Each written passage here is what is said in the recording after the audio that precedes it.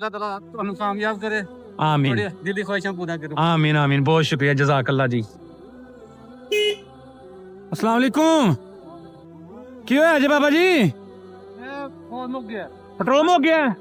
खिलारो खिलारो देना तुम पेट्रोल ਕੋਈ ਨਹੀਂ ਹੈ ਨਹੀਂ ਲੈ ਲਓ ले लो लो किसे नहीं जाना ने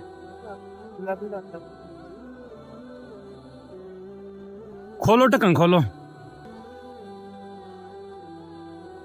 ਬਸ ਥੋੜਾ ਜਿਹਾ ਪਾਏ ਜਿੰਨਾ ਜ਼ਰੂਰਤ ਹੋਏ ਬਸ अन्ना का बड़ा है ना ਇਹਨਾਂ ਦਾ ਬਹੁਤ ਸ਼ੁਕਰੀਆ ਬਸ ਬਸ ਬਸ ਬਸ ਬਸ ਉਹ ਬਸ ਕਰੋ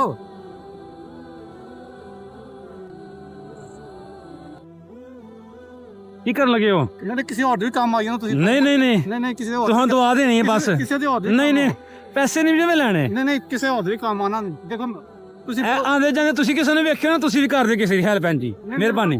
ਮੇਰੇ ਕੋਲ नहीं अंकल जी पैसे नहीं मैं लैने बड़ी मेहरबानी तुहां दुआ करनी है ਅੱਲਾਹ ਤਾਲਾ ਤੁਹਾਨੂੰ दुआ ਤੁਹਾਡੀ ਕੋਈ ਚੀਜ਼ ਹੈ ਵੇ ਹਾਂਜੀ दुआ ਤੁਹਾਡੀ ਕੋਈ ਹੋਰ ਚੀਜ਼ ਹੈ ਕੋਈ ਮੈਂ ਕਹਿੰਦਾ ਤੁਸੀਂ ਹੋਰ ਦੇ ਕਿਸੇ ਵੀ ਕੰਮ ਆਓ ਚਲੋ ਮੇਰੇ ਆਏ अब मैं इंशाल्लाह करा तुसी भी इंशाल्लाह कर दियो बहुत शुक्रिया खैरियत ना जाओ हुन। ਜਜ਼ਾਕ ਅੱਲਾਹ ਮੈਂ ਤਾਂ ਕਹਿੰਦਾ ਰੱਖ ਲਓ ਥੋੜਾ नहीं नहीं बड़ी मेहरबानी तुहां बस दुआ देनी।